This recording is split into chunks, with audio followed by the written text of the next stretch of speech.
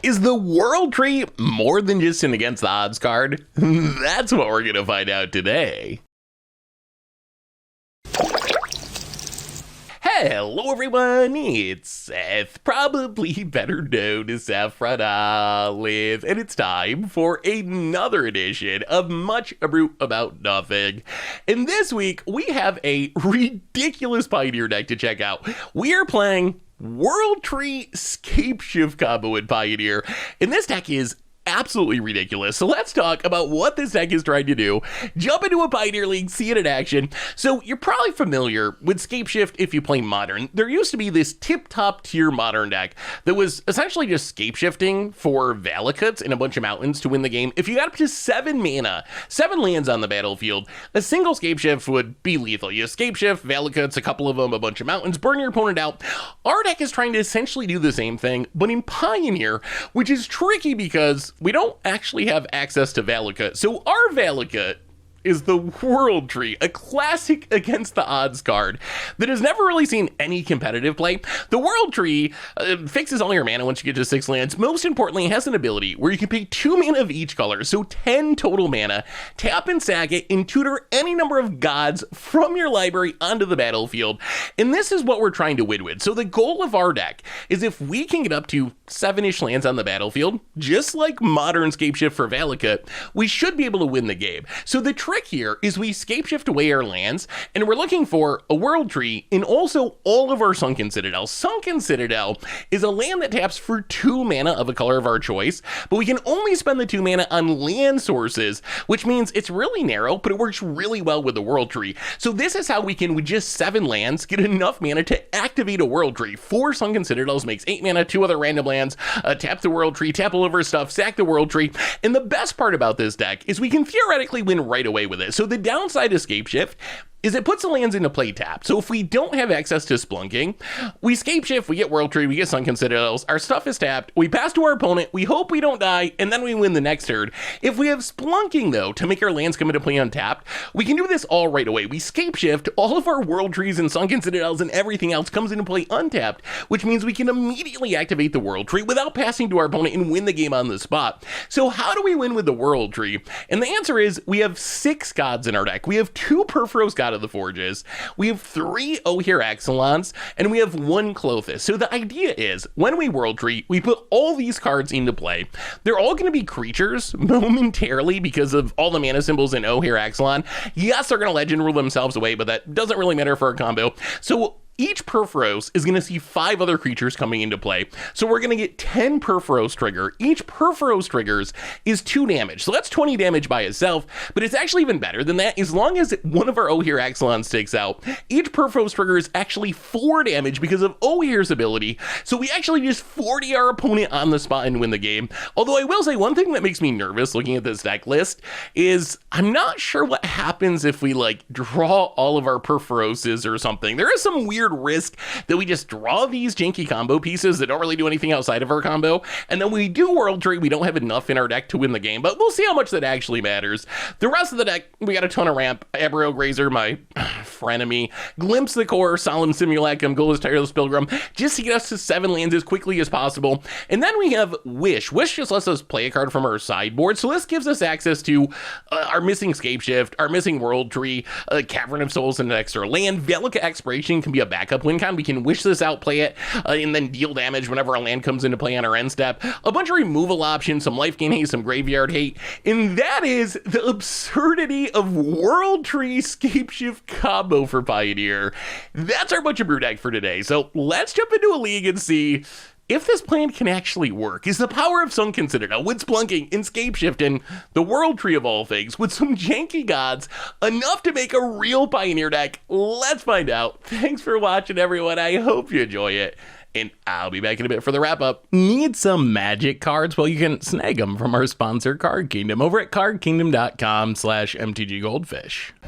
We've got new tokens and playmats, and you can even get the tokens signed if you want. Check them all out over at mtggoldfishmerch.com.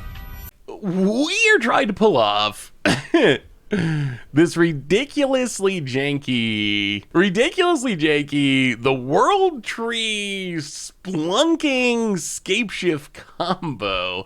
With wishes, and I don't even know what's going on with this deck. Do we keep this? We really would like, so we have 27 lands in this deck. 27's a good number. Like, we should draw more, right? It would be sad if we didn't draw land next turn. The thing about ramp is, ramp only really does anything if you're also hitting your land drops. Like, if you think about it, if we don't draw a land next turn, we play this Glimpse the Core, we have 3 lands. If we draw a land, we have 3 lands anyway. So it would be really nice if we could draw a land and Glimpse the Core. Passes. Land? Okay, we draw a land. So we get to play the land. And then we will Glimpse the Core.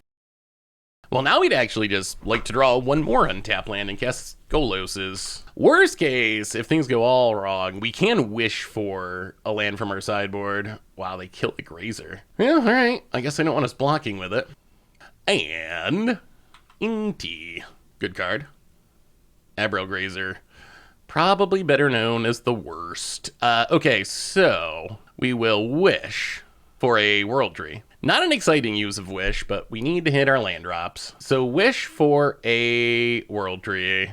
Play an Abril Grazer. Grazer is continually disappointing. Nothing about this deck has made me change my opinion of Abril Grazer.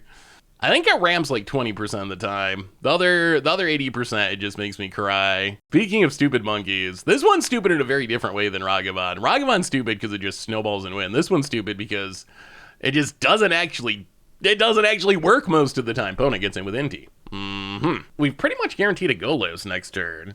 Once we get down Golos, we're pretty much rooting for Scapeshifts. All right, let's see what our opponent finds here. Not a Thoughtseize, please. Sulphurous Springs. Sure. Well, he discarded a Graveyard Trespasser. I mean, the fact that we're at 17 when we get to start playing Goloses is good. Fable of the Meowbreaker. O'Hare, that's not ideal. Well, 1, 2, 3, 4, and 5 Golos. It is awkward that we have these combo pieces in our deck that we really don't want to draw. We have the 6 gods in our deck that we really need to remain in our deck. I think we just take the Cataracts. If we draw an untapped land and our Golos lives, we might get to spin Golos. Plus our mana is perfect now anyway. I guess we don't even need the Cascading Cataracts because if we hit an untapped land, we get to spin anyway. Cascading Cataracts can turn into ramp if we get enough Sunken Citadels, right? Opponent discards a Bone Crusher. Inti's wild. That card really goes off. Oh, here comes Yoldred. That's unfortunate. Well, we're gonna need the Scapeshift pretty quick. Although I guess if our opponent wants to kill the Golos, they probably can't play the Sheoldred, right? Gets it. This Inti is like ridiculous. Inti is like standard Ragavan almost. It feels like it's got that same like, oh, if this gets to attack a couple times, I'm probably not gonna win feel. All right, discards a Fatal Push. Gets to exile another card and grow their dork. And it's a Blood Crypt, and opponent gets a treasure. Well, I mean, we're gonna block the Inti. If our opponent kills the Golos, then at least the Sheoldred goes to waste. What we really need, though, is a Scapeshift. All right, so opponent's going to let the Sheoldred go. They're going to kill the Golos. Oh, no, they just have another Inti? All right, Bone Crusher Giant. Glimpse the Core. Yeah, I think we Glimpse the Core. So get our last basic. Out of basics, also a little awkward. Run out a... Oh, here, Axelon. It's a blocker. Pass the turn. All right, go Abril Grazer. I wonder what this deck would be like if we drop Abril Grazers and such and went more for like a Explore Growth Spiral ramp package. I wonder if that would be more effective. Opponent does have another Inti. I mean, if they can kill the O'Hare, we're pretty dead. Without a Splunking, even if we Scapeshift, we need 2 turns to actually win. Yeah, Rakdos with Inti and Smuggler's Copter is very powerful. There's just no bad draws anymore, right? You just get infinite filtering to find what you need. Rakdos always at the top of the meta in Pioneer. Opponent, very slowly resolving their triggers. I think that's actually what annoys me most about this deck, is it's like Rakdos, but incredibly slow to play against because people just take forever to actually play this deck. We killed a Goblin Shaman. O'Hare comes back as a land.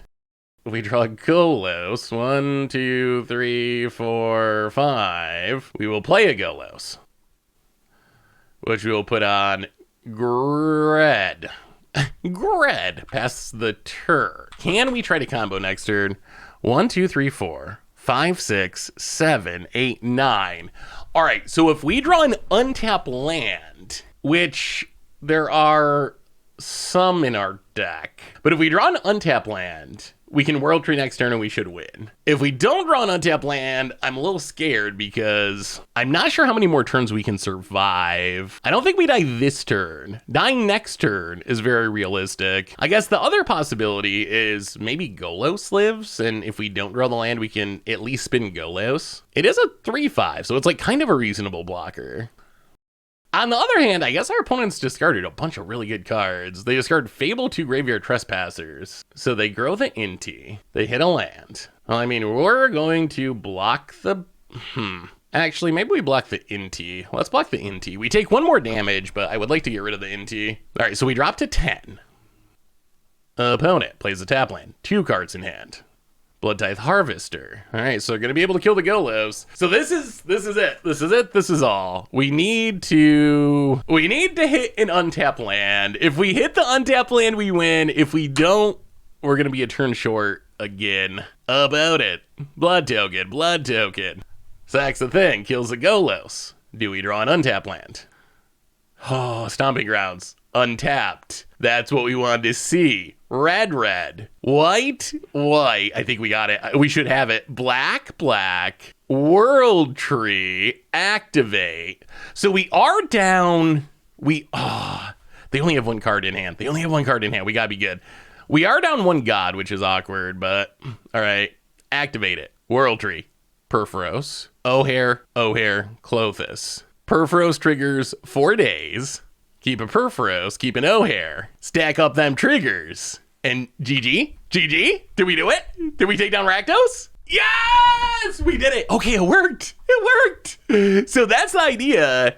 The Perforos triggers 2, 4, 6, 8, 10, 12, 14, 16. Technically, it's supposed to be 20. The problem is we drew one of the gods, so we only had 16, which technically means if our opponent could kill this O'Hare Axelon before the Perforos triggers resolve, we would actually be 2 points short, which would be sad. That is one of the weird risks of this deck, is if you draw the gods, it can sometimes make the combo clunky, but none of that matters. Our opponent didn't have it, and yeah, that's a combo. Okay, taking down one of the best decks in the entire format. So let's bring in a braid. Bring in, so like go down 1, Golos. Can never cut the combo pieces, I don't think. For a braid. Go up 1, burn down the house. I could see 1 Valakut expiration.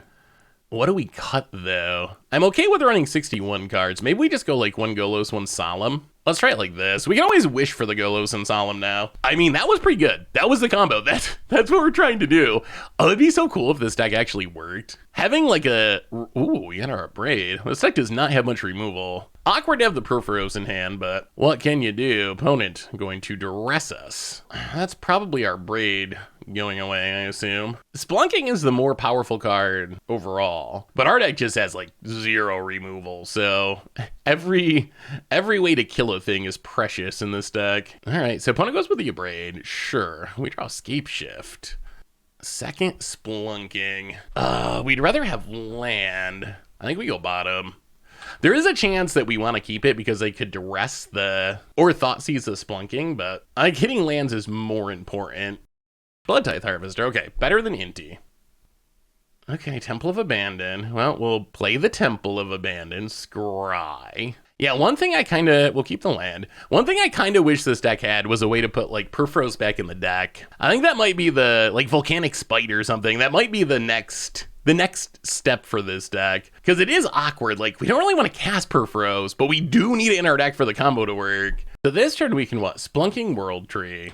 Then next we can hopefully Golos, I guess, or Perforos worst case. Splunking does greatly speed up the Scapeshift kill, as long as drawing this Perforos isn't a deal breaker. Okay, after much deliberation, it's a Fable of the Mirror Breaker. That makes sense. We will play a Forest, and we will play a Splunking, and we'll put a World Tree into play, draw a card. Well, play the World Tree. Well, this is going to be super close. So we might be able to win in 2 turns. I'm worried that the Perforos being in hand screws that up.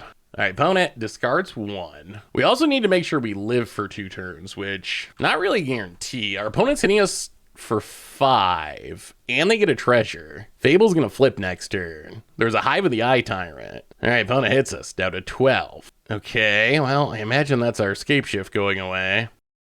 Wow, takes the Golos. Well, that does slow us down. So we need 7 lands to Scapeshift Splunking kill, and we're at 4. Ugh, another Fable. All right, yeah. How about a sweeper? Our one sweeper, another Splunking. And how about a land, I guess? All right, play Sokinzan, play a mountain, pass the turn. The question is it even enough with only 1 Perforos in the deck? I guess we're gonna find out. I don't think it's necessarily enough. I think if they can kill the O'Hare Axelon, then it's not enough. It flips this up, but we're on the clock. I mean, we're so close. If we had 1 more mana, we could Perforos then Scapeshift, but we're 1 short. Well, here they come. Opponent hits us for 7, makes some treasures. All right, down to 5. Stomps us to 3. Are they gonna route the Bone Crusher? Oh, that would be the best. If they're tapped down, then it is gonna work, I believe. Even with 1 Perforos, because that means O'Hare Axelon's not gonna die. They were thinking about it. Okay, Blood Tithe Harvester, sure. Out of cards. Oh, we did it. We're gonna do it. We're gonna do it. We're gonna do it. Okay, so we play Murex. We flow all of our mana. So now we Scapeshift. 1, 2, 3, 4, 5, 6. Sack 6 lands. So the trick here is we get to get all these Sunken Citadels that are gonna come into play untapped, which is gonna make us enough mana. Echoing Depths, Echoing Depths. Echoing Depths can copy the Murex, and the Murex. We already have white, so red, black, blue, green. All of our land's gonna come into play untapped because we have access to the Splunking. Okay, and now all we gotta do is tap you, tap you, tap you, tap you.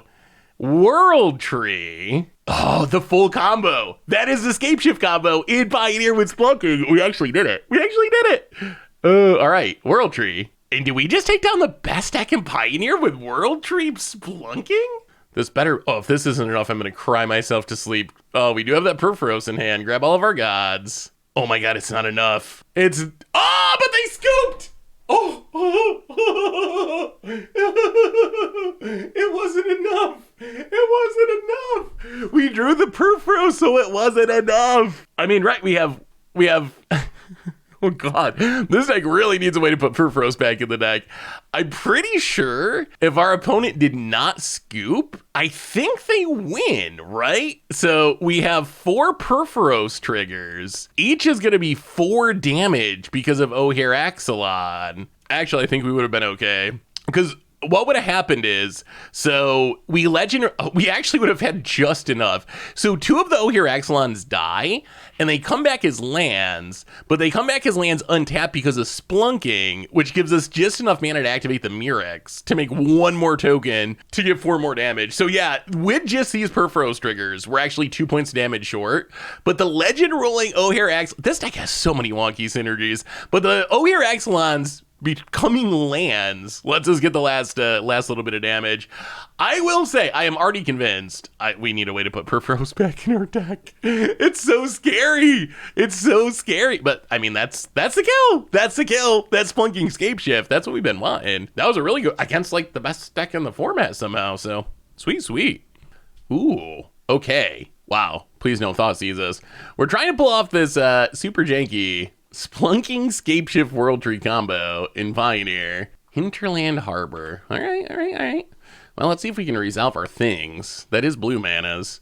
Well, we get to play a forest and then play a Arboreal Grazer. World Tree into play. So with Splunking out, we need like 6 lands to win with Scapeshift. 7 to oh no, is this Lotus Field combo? Okay, it is Lotus Field combo. So we're gonna have to be fast. We draw Stomping Grounds. Well, Stomping Grounds, untapped. Splunking, put a Sunken Citadel into play on red. Oh, we need like 2 more turns. Are we gonna get 2 more turns? If we can double ramp next turn, we can win the following turn. Wow, opponent discontinuity. Unfortunate. Well, we will 1, 2, 3, 4. Play Solemn Simulacrum. Mountain. Stomping Grounds. Play a Glimpse the Core to get a Forest. And pass the turn. Unfortunately, our opponent's a control deck with counters and discontinuities, which means our Scapeshift resolving is certainly up for debate. This has been our best draw. This is the nut draw. The problem is our opponent also has kind of their nut draw with Lotus Field discontinuity and a handful of magic cards. And discontinuity is one of the only played cards in Pioneer that actually stops the World Tree combo. Like, it ends our turn, it stifles it, opponent. Up a Beanstalk. Going to pass the turn. We draw Perforos. Not good. So, well, 1, 2, Glimpse the Core. Get a Forest. Attack our opponent. Opponent takes the beats. 1, 2, 3. Do we just go for it? 1, 2, 3, 4, 5, 6. Actually, we need to tap differently. 1, 2, 3, 4, 5, 6. I mean, we gotta go for it, right? We gotta go for it. Scapeshift. No. An opponent has a counter. This deck feels so close. It feels like everything that could go wrong has gone wrong for this deck. In the matchups where our opponent can't do this, we don't draw our combo pieces, and then when we get the nut draw, we're up against the blue-white control deck that also has their Lotus Field nut draw. 1, 2, 3, 4, 5, 6, 7, 8. Well, how about a Perforos? Play Beseiju. Pump with Perforos. So we're 1 land away, right? 1, 2, 3, 4, 5, 6, 7, 8, 9. So we're 1 land away from being able to combo without Scapeshift. I guess we also have the backup Perforos beatdown plan, although our opponent just got to dig pretty deep with Memory Deluge, and they have lots of mana too because of this Lotus Field. Oh, I thought this was the one. I just really wanted to see the combo go off. I wanted to see the full Scapeshift combo, Thespian Stage to copy the Lotus Field to make even more mana. Glimpse the Core, not a land. Well, okay, Glimpse the Core. Search for a Forest. This does mean, in theory, next turn. The problem is next turn our opponent's gonna have a double Lotus Field and just gonna, like, pop off. Yeah. Boy, so close this deck, so close. Perforos, activate it. If there's good news, it's that we can win at instant speed. We need to try to play around discontinuity. That's the biggest one. Opponent. March of Otherworldly Light to get rid of the Perforos and draw about 1,000,000 cards. Well, I mean, we hit our opponent down to 9. Oh, all right. Opponent untaps. Double up the Beanstalk.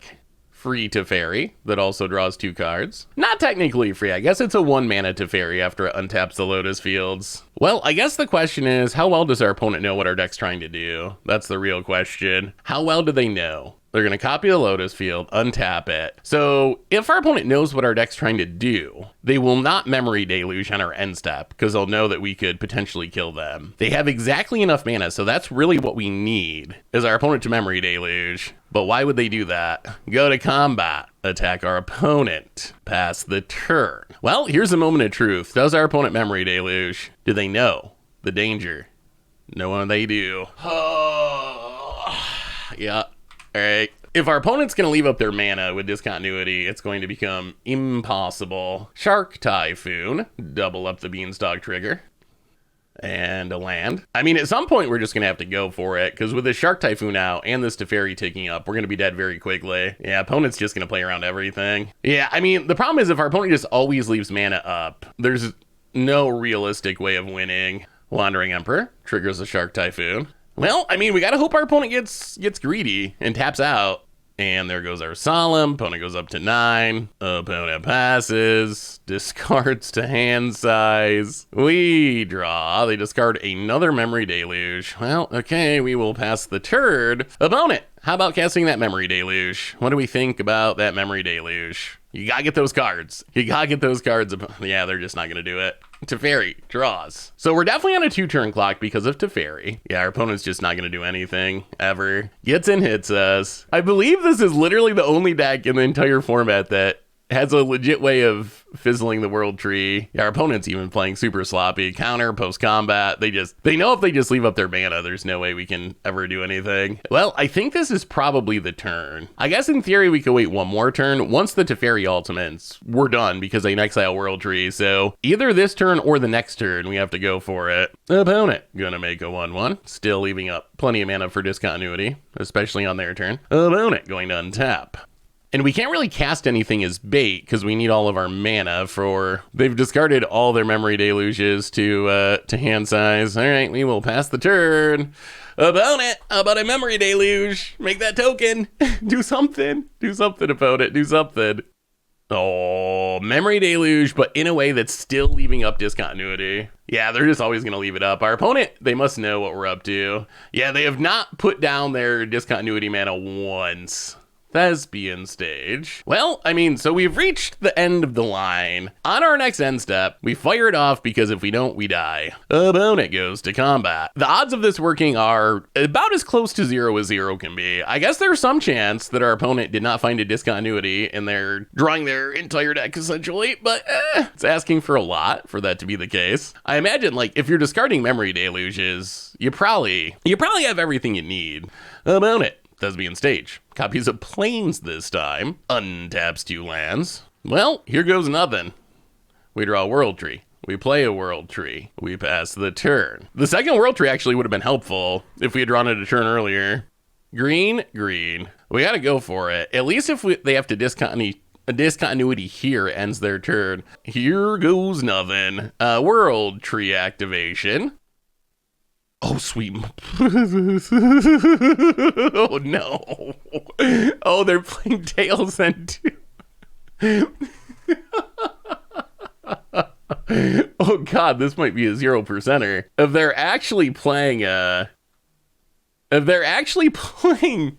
Tails End and discontinuity, how in the world are we ever get a world tree? This is like the only deck that plays those cards. The idea of this deck's so funny, but it's starting to feel pretty against the odds, I would say. Well, we will keep. Sand is medium, but I don't think we can not keep it. We just really don't have a way to interact with our opponent's plan. That's kind of the big issue we have here is like, well, play this on red. That's kind of the big issue, right? Is like, our opponent can stop us, we can't stop them.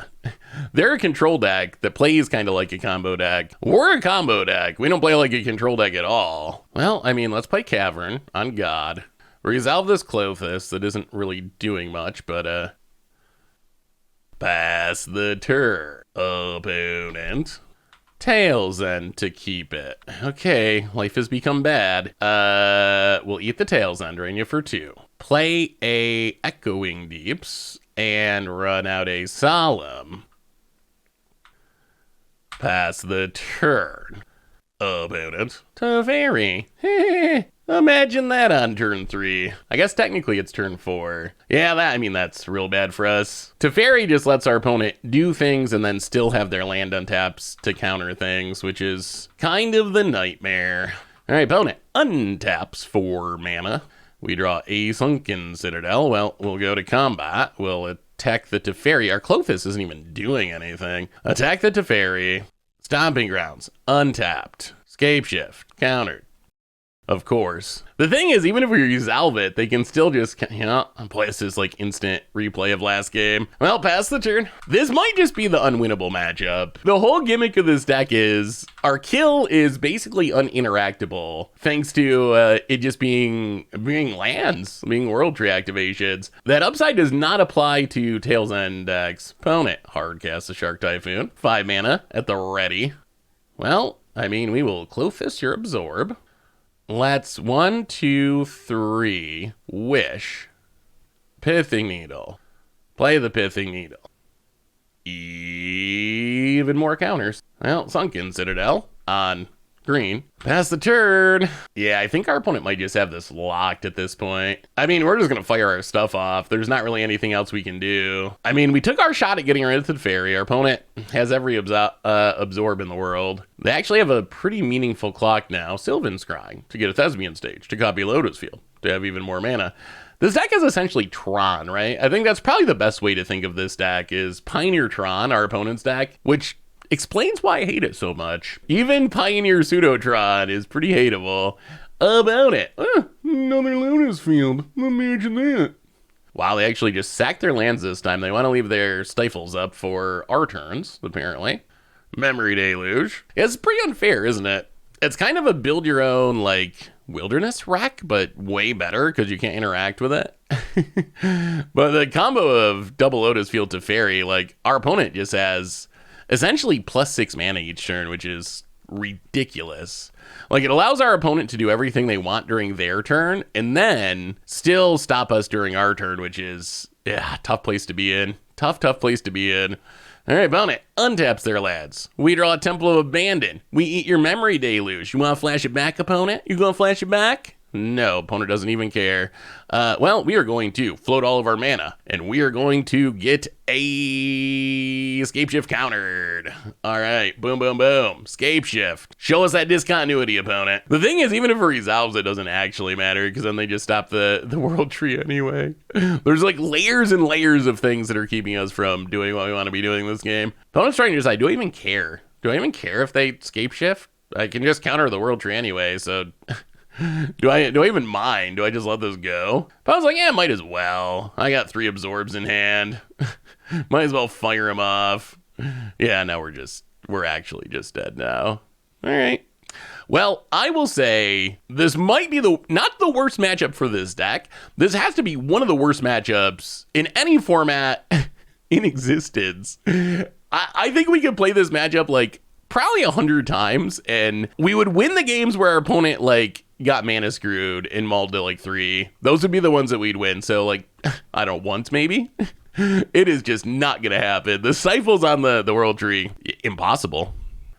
7 lands, but some are world trees. You know what? I think this is the kind of deck that can keep a 7-lander. I hope I'm right. Please draw some ramp. Okay, so how do we win the game? We need to get to 11 mana for the world trees. That is, we have 7 in hand, so we only need 4 more lands, and our deck is full of ramp spells, and we are pretty Thoughtseize proof at the moment. Opponent, Watery Grave untapped. Ooh, Splunking's actually a pretty good draw. Let's continue to play world trees. Go. Getting down the Splunking would be sweet.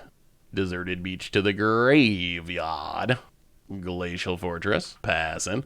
Temple of Abandon. Do we just play the Splunking, or do we wait because of Censor? How many counters can they possibly have? You know what? Let's play a Forest. We're gonna do it. 1, 2, 3, Splunking. Hey, okay. Make an extra land drop. Maybe. Okay, so opponent's going to get rid of the Splunking. We still get to draw a card and make an extra land drop, though. So play the Temple of Abandon. Ooh, Sunken Citadel is actually kind of big. We're going to keep that on top. So the thing about Sunken Citadel, here's a rule about Magic that you may or may not know. Lands that make 2 mana are always broken. It doesn't matter how bad they are. They're going to be broken. Sunken Citadel is definitely not like an Ancient Tomb or something, but it still taps for 2 mana. And lands that tap for 2 mana are still good. And our deck is the exact kind of deck that can theoretically break Sunken Citadel to the point where I'm almost wondering if this Golos resolves. If this Golos resolves, do we get a way to spin Golos? Or do we actually just get another Sunken Citadel? So the trick is, our win con is a World Tree. World Tree is a land that needs 10 mana to activate to get all of our gods. Lands that make 2 mana greatly speed that up. We're talking about needing 4 more lands. Sunken Citadel counts as 2 of them. Well, let's see if Golos even resolves. We're gonna play it. We would like it to oh boy. Okay, now we actually have to think. Now we got to think pretty hard. I mean, we're gonna use the ability. 1, 2, 3, 4, 5, 6, 7, 8, 9, 10. Yeah, let's take Sunken Citadel. Put it on red. And pass the turn. 1, 2, 3, 4, 5, 6. The other thing is we can still just naturally spin Golos if it's on the battlefield. Okay, this is actually looking pretty good. We might actually be able to pull off the combo. Opponent, Deserted Beach. Can you kill the Golos? Okay, so opponent kills the Golos, fine. So now our best draws with any ramp spell, any way to get an extra land on the battlefield. Splunking, that actually exactly counts. 1, 2, 3. Oh, this is going well. Splunking, extra land drop, extra card. Do we win next turn? We might actually have enough lands to win next turn. Sunken Citadel into play on green. Stomping Grounds. Okay, let's count up this mana real quick. Is it combo time? 1, 2, 3, 4. 5, 6, 7, 8, 9, 10. So just don't draw a god this turn, and we should have the combo kill. I think the combo kill is, I think it's pretty much guaranteed to win. We'll see. This is going to be sweet. This is actually going to be super sweet. We're actually going to World Tree someone in Pioneer. All right, opponent passes. We draw a Grazer. Play a Forest. Yeah, we're just going to pass. We just got to wait for our opponent to tap down, preferably. Otherwise, what we do, so how does this get ruined is essentially our opponent having a stifle effect. Not likely, but not 100% impossible. So if our opponent taps down, we go for it. Otherwise, we go for it on their end step, and then we can go for it again with the second World Tree if it goes wrong. I mean, we're probably safe to do it now, but I think it's technically proper to wait. Our opponent could even crack one of these to scry, potentially. You just never know with those sneaky control players. Who knows what they could have in their hands. Opponent fetid pools. Green, and trust that this actually works. Okay, World Tree. Activate it. Search for gods. They all come into play. They're all going to be creatures. They're all going to trigger. Our opponent is going to die, right? So Perforos, each one hits for 4 because of the O'Hare, and our opponent's done. It worked, taking down the dirty control player. So that's the goal. That's the plan. That's how you win with World Tree in Pioneer. So the idea is, we only have 6 total gods in the deck. There's some World Tree decks that are just overloaded with, like, I'm going to play every god, which is hilarious, but probably not the most competitive perspective because you got like 5 colors and it's really hard to make it work. This deck, though, only 6 gods. So the idea is you get 6 gods, 2 Perforoses, all 3 O'Hares, 1 Clothis, and those come into play, and they're all going to be creatures for a minute, because of the O'Hare's double red mana symbols. So they're all going to be creatures, so Perforos sees them, which just puts enough Perforos triggers on the stack to win the game right away. In theory, even without the O'Hare adding more damage, it should still work. We should still have enough triggers, but the O'Hare really speeds it up and means if we draw like a god or something, since we're getting 4 for each instead of just 2, we still win. So, all right, that went really well. That went surprisingly well. Do we want to change anything? I could see, like, okay, bring in maybe a Valakut expiration. We can get everything from our sideboard with Wish. Yeah, let's just go 61 with a Valakut expiration. Our sideboard's pretty cute. You can see most of our key cards have 2 copies. I'm pretty sure the idea is you can bring in 1 and still have 1 to wish for from the sideboard, which is a nice little piece of deck building.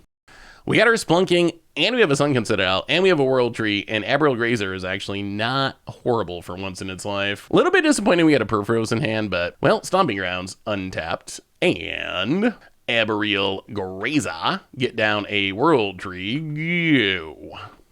Going to Duress. Well, what do they take? It's probably the Splunking, right? I guess Wish is scary because of the unknown.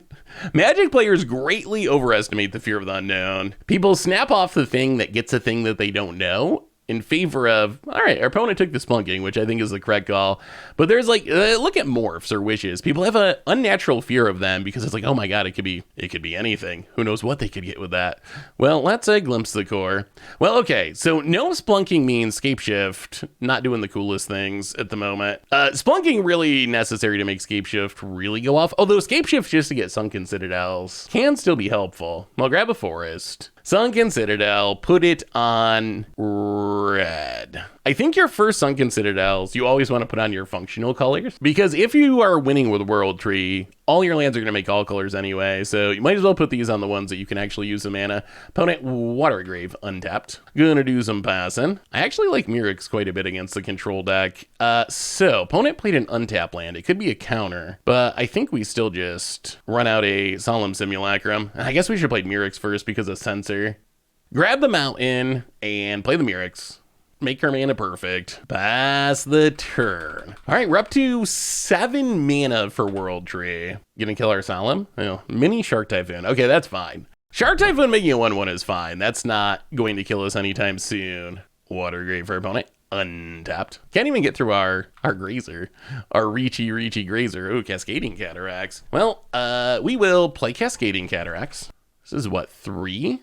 All right, 1, 2, 3, 4. So let's play Perforos. Perforos Murex might actually do some work here. Do we attack with the Solemn? I'm worried they could have Wandering Emperor. Yeah, let's just wait. Let's wait a turn. I don't really want to lose this to a Wandering Emperor. If you kill it with removal, that's fine. I don't care about that, but opponent considers. Well, now we have the best Murex ever. The classic Pioneer combo of Murex Perforos with Sunken Citadel to be able to activate Murex on the cheap. But yeah, I mean that's a 1/1 might that also triggers Perforos every turn, and our opponent's at 14. And Perforos is indestructible. Can still get exiled, but Vanishing versus the Perforos. Okay, so in response, we will make a might, burn you a bit. That is a Golos. Well, now we're going to do some attacking. Apparently we're the aggro now. Attack, drops to 9. Golos? Okay, make disappear, sacking the shark, sure. I mean, this is still kind of okay though, right? Like, it's annoying, we would have really liked the Golos. We have the Murex and we got a little clock going. Opponent's at 9, we're at 18. They only have 3 cards. Wow, they go to 7. Why are they shocking themselves so much? Well, go to combat, do some attacking. Golos number 2.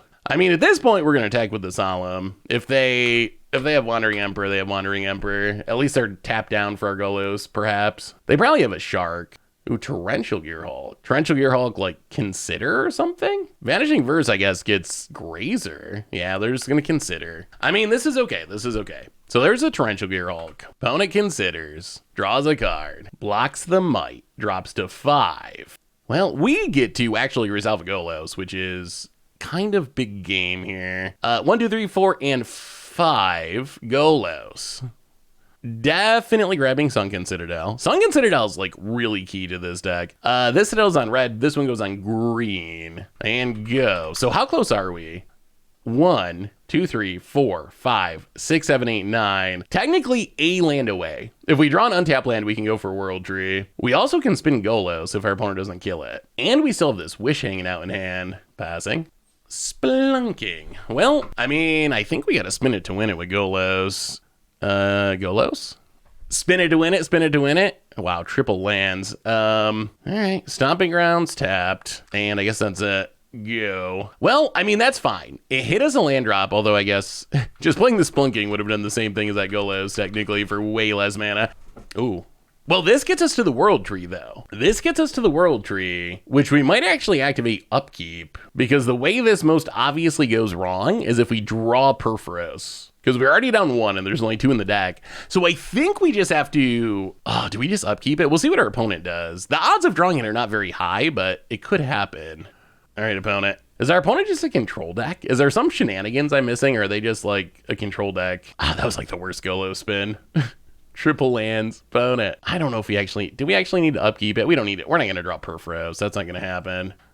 Radiant Fountain.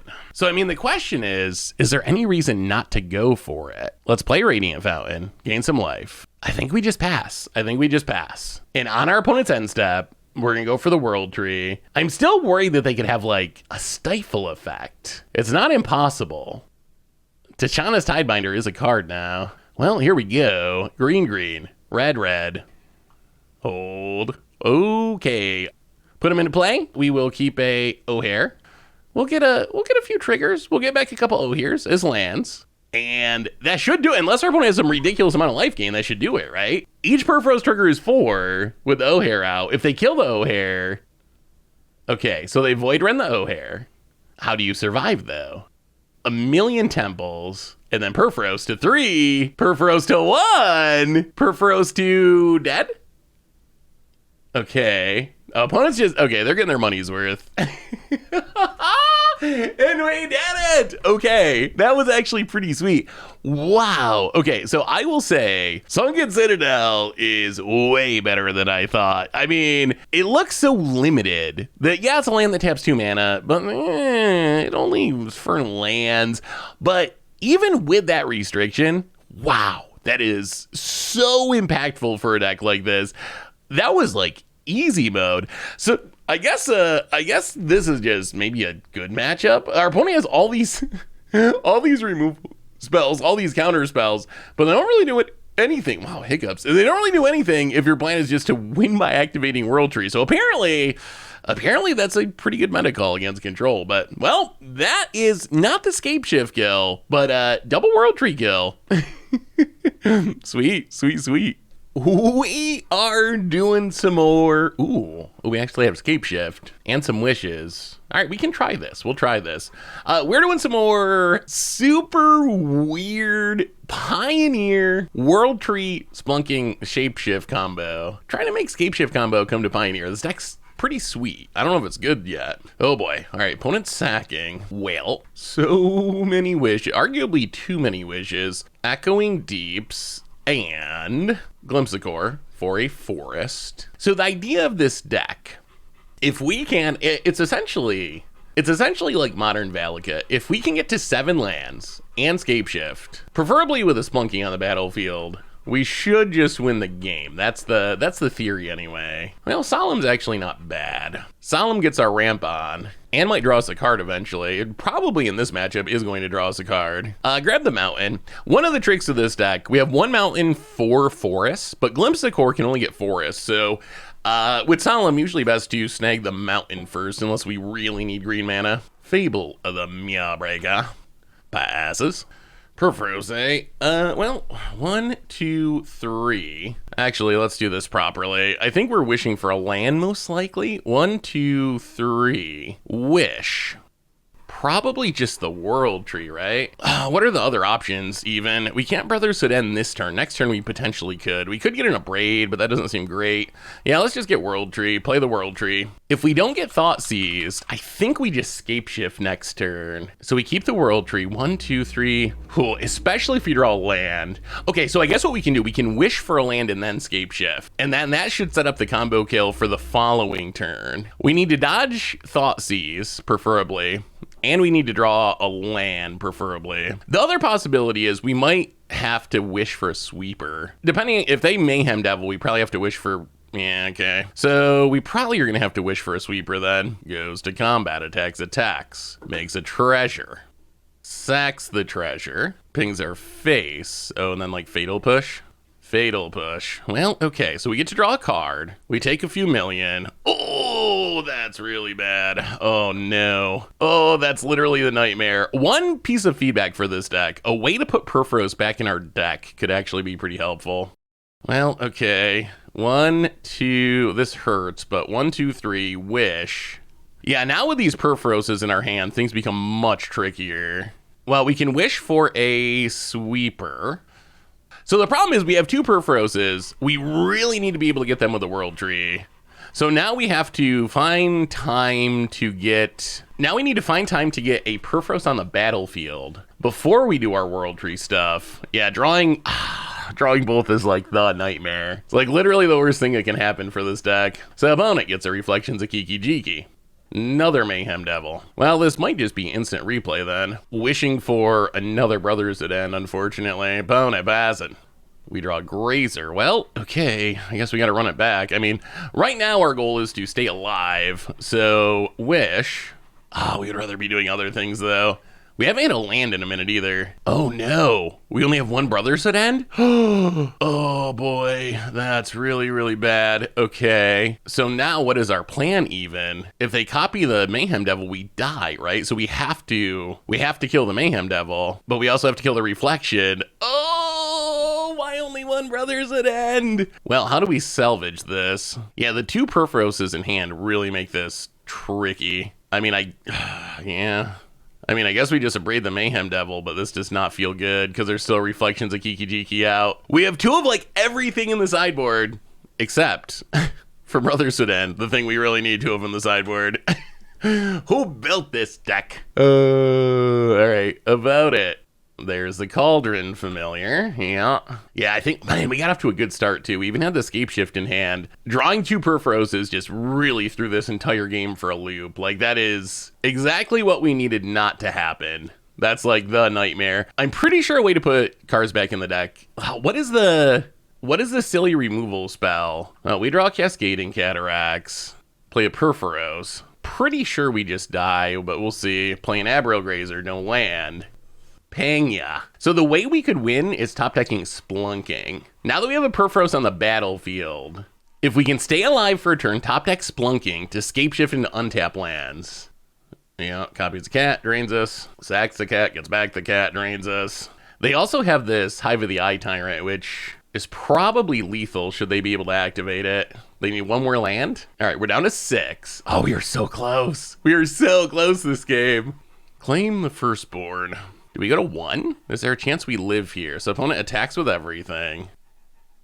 Sacks the cat, gets back the cat. We go to 1. Can they get in 1 more point of damage? Oh, they just have another Cauldron Familiar. All right, sure. Oh, we were so close. Not having a second Brothers Hood end in the sideboard was very devastating there. Well, let's bring in 1 Abrade, bring in 1 Burn Down the House, go down 1, go Los, I guess, run it like that. Oh, I thought we were actually going to see the Scapeshift kill. Yeah, what is the volcanic... What is the name of that card? Why can I not think of the name of the card? Though, like 2 mana removal spells, like 3 damage, and then you put a card from your hand back into your library and draw a card. Like something like that, I think would be really helpful for this deck. Can we keep this? So we have 2 Grazers. They're probably not going to do anything. We have Perforos, and we're going to mulligan this. We don't want Perforos in hand. I think mulliganing to get Perforos out of hand is legit in this deck. This we can keep. Besiege you to the bottom for now. Opponent's doing some mulliganing. So this hand, it ramps a lot, which is nice. It doesn't have Scapeshift, we haven't been good at drawing Splunking this league, really, which is kind of like our key card for the combo. Well, Temple of Abandon. Wish definitely going to the bottom for now. I wonder if 1 Splunking in the sideboard could also be worth considering. Like 1 Splunking to tutor up with Wish. Well, we will continue to play tap lands past the turn. Playing a little off curve. I guess that would be an argument for keeping Besiege you is just have an untap land. Kind of want it in the deck though, because Witch's Oven is an actual target that's kind of worth going after. Unlucky Witness. Opponent passes. There's the untap land. Well, first we will 1 and 2 Glimpse the Core. I think we just play Sheltered. Well, it doesn't really matter, does it? Let's play the World Tree. I was thinking we need double red, but we're not going to be casting a double red spell next turn because they're all in our sideboard and we'd have to wish for them, so it's really triple red. I mean, we shouldn't care much about Claim the Firstborn, right? So that's a bit of good news. We can just slam at Golos next turn. All right, there's a Mayhem Devil. We will take the beats. We draw Cascading Cataract. Well, we will Cascading Cataract. Play Golos. I feel like it's probably just Sunken Citadel. Yeah, Sunken Citadel, put it on red. So how close are we? So we have perfect mana now. We can spin Golos. 1, 2, 3, 4, 5, 6. So we still need 4 more mana currently. Opponent sacks Unlucky Witness, finds Unlucky Witness in Witch's Oven. Well, we're gonna have to find a way to get rid of this Mayhem Devil. If this Golos lives, we can just spin it next turn, and who knows what might happen. We do have to play our land first, which is a bit awkward, but... Opponent plays another Unlucky Witness, Ramanamp Ruins, and Blood Tithe Harvesta. I mean, if they attack, we will block this Mayhem Devil. Snap block. All right, opponent passes. That's what we draw.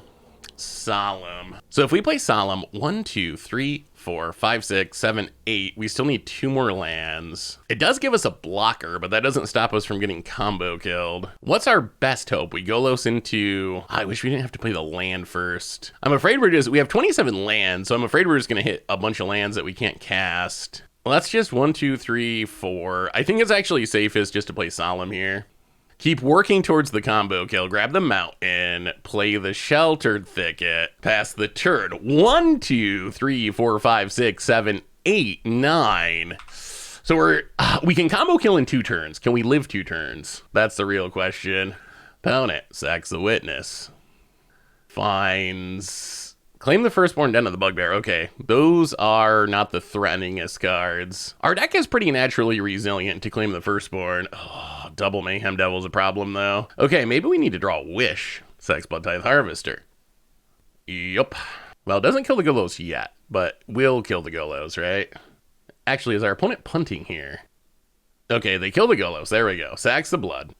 Oh, can we live long enough? Opponent. Are we attacking? No. We draw. Glimpse the Core. Well, 1, 2... I mean, we definitely set up the combo kill for next turn. Let's see if we survive. 1, 2, 3, 4. Solemn. Oh, we are at 16, but they do have 2 Mayhem Devils. No Cauldron Familiar yet, though. Get a Forest. Glimpse the Core. Get a forest. Play the forest. All right, that's what we got, opponent. Kill us if you can. If not, we're about to combo kill you. Come on, hold, Solemns, hold. We might survive. 16's a lot, even with 2 Mayhem Devils.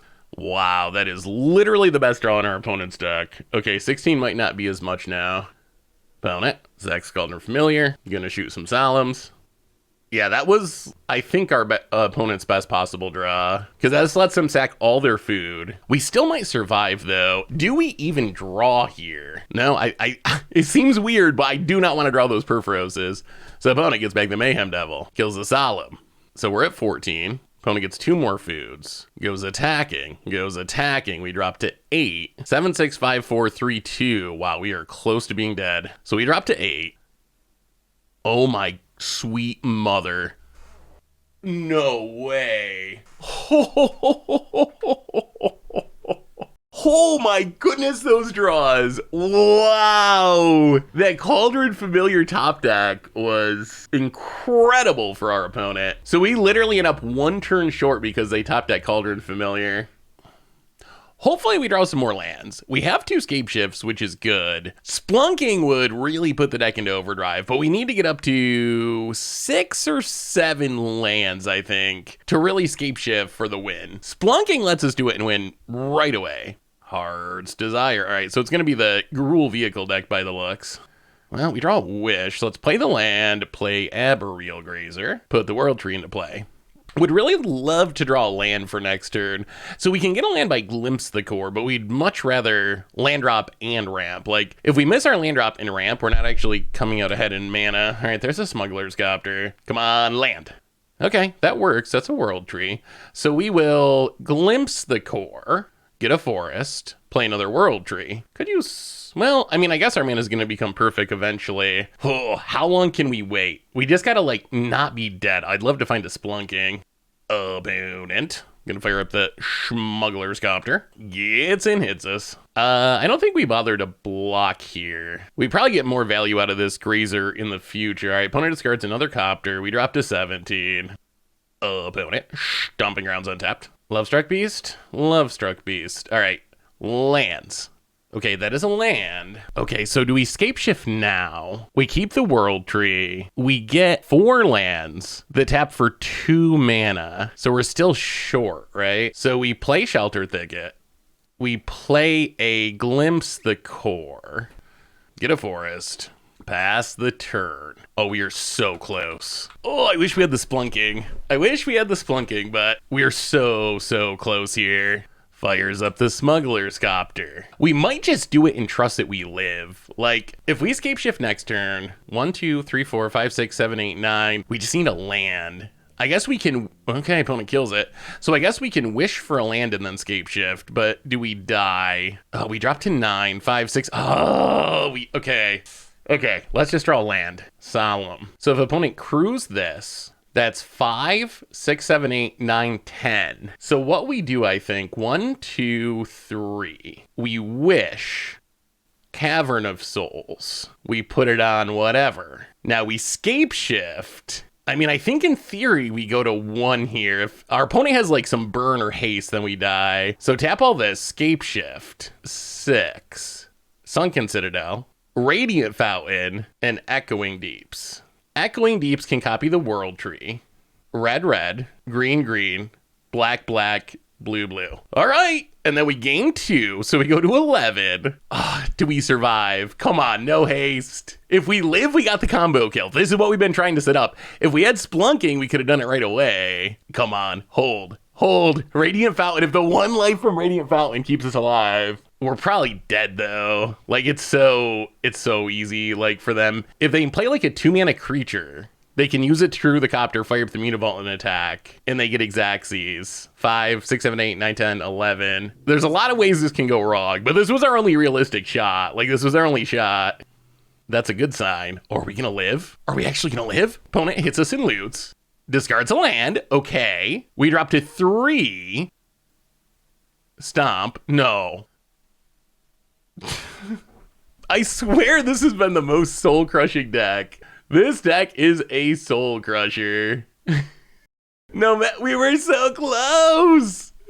Oh, I feel like this deck is, so we've seen really good matchups, really bad matchups, but a lot of times it feels like we're one turn off of doing the thing. We also have just not drawn Splunking much, which is a bummer. Like that same thing, but with Splunking. We don't give our opponent another turn. We win right away. This we're going to keep, although we got the Splunking. That's good. But we need a lot of mana or a Scapeshift. We can put the Perforos back, which is also good. That's been the other way we lost with this deck, is just drawing all these Perforoses. I swear to God, we'd run way more Perforoses than Splunkings, which is the exact opposite of what this deck wants. Like, literally the opposite. All right, World Tree, go. We'll land our elves, getting the ramp going. Well, we don't believe in interaction, so it's better not be our second Perforos. Opponent got the upkeep stop set for some unknown reason. All right, opponent has returned. We'll play a forest and pass the turn. Well, next turn we can Splunking. We'll see how far behind we are. Opponent runs out a Love-Struck Beast. Yeah, well, at least there's no Smuggler's Copter yet. 1, 2, and 3. Splunking. Draw a card. Put Boseiju into play. Arboreal Grazer. Put Sokinzan into play. Pass the turn. That was a nice little turn. Well, now we want, like, another land or two and Scapeshift. That's it, that's all. There's the Azeka's Chariot. Yeah, the clock is increasing. Opponent goes attacking. We will block. Come on, deck, show us that Scapeshift. Temple of Abandon. All right, so let's play Solemn first. Now we can scry. Splunking. We already have Splunking. So that's we need Wish or Scapeshift. That's how we win. Pass the turn. We have maybe one, maybe two turns. We'll see. Our opponent's clock is getting fast. Like, we do have a chump blocker, but we probably have, it's probably one turn. All right, they kill the Solemn. Can we draw a Scapeshift, please? It's a forest. Another Mystic. 7 out of 49. 7 out of 49. I guess we could also draw a Sweeper to maybe buy an extra turn. But opponent gets in for 9. And they make another token. So I don't think we survive another turn. All right, it all comes down to this. Magic Gods. If you ever want to be good to a janky combo deck, this would be a good time for it. Damping Sphere. Doesn't really matter. Always the Grazer. The Mocking of the Grazer. So what did we learn this week about World Tree Scapeshift combo in Pioneer? And record-wise, the deck was pretty janky. We went 2-5 with the deck overall, 1-4 in our first league, 1-1 in another league that's partly finished. So not a great record, although it is worth mentioning that APS, the person that originally played the deck, apparently went like 7-2 in a Pioneer qualifier with it. So someone has had success with the deck. So the good news of this deck is the combo really does work. If we can manage to live long enough to get 7 lands into play and Scapeshift and survive until we untap our World Tree or have Splunky on the battlefield, the combo was really good at winning the game when everything went well. The biggest issues I had with the deck, there's really 2 of them. So one of them is sometimes we're just like kind of slow and clunky. If you look at our deck list, there's literally no removal in our main deck. I guess we have Wish that can sometimes get removal from the sideboard, but there's no removal. So if we just run into aggro and kind of like stumble and bumble around a little bit and have a slow draw, we just get run over and don't really do anything. The other issue I ran into, and I think this one is fixable, we talked about it a little bit in the video, is even when things go well, there is a way that we can lose, and that is we only have those 6 gods in our deck, and we really, really, really want them all to remain in our deck for when we combo. We had some games that we lost because we just like drew both of our Perforoses, and there was no way for us to win the game, or we drew too many Ohir Axelons, and we weren't able to combo off even though we did everything else necessary. I think this issue is fixable though. I think actually we might be able to fix both issues at once. The card I want to add to this deck most is Volcanic Bite. Volcanic Bite is just 2 mana instant, 3 damage to something, and then you put a card from your hand back in your deck and draw a card. So this would give us just a little bit of removal to slow down aggro, and it will also give us a way, if we draw a Perforos, to put it back in our deck so it's there when we need to combo. Because the worst feeling with this deck, and it does happen, it happened to us, is you get everything set up, you're hyped, you're ready for the combo, and then the turn before you're ready to go off, you draw Perforos, and you're just like, oh my god, now none of my work actually matters because I drew this one card that I really needed my deck to get with the World Tree. So I think something like Volcanic Spite, just to like put a card that we really need in our deck for a combo back in our deck and give us a little extra removal, I think that would go a long way towards solving all the deck's issues.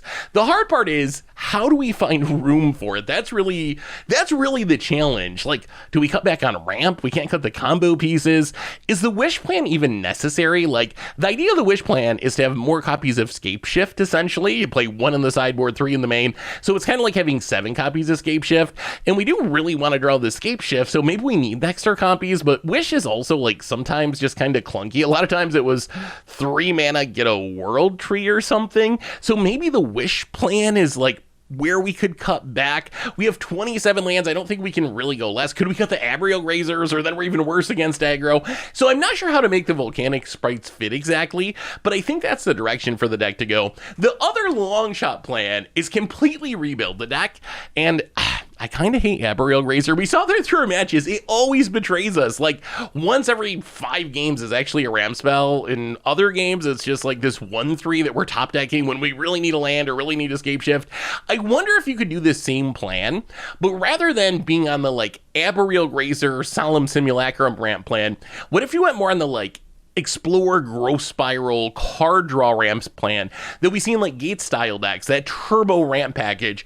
I wonder if that would potentially speed this up a bit and make it even better.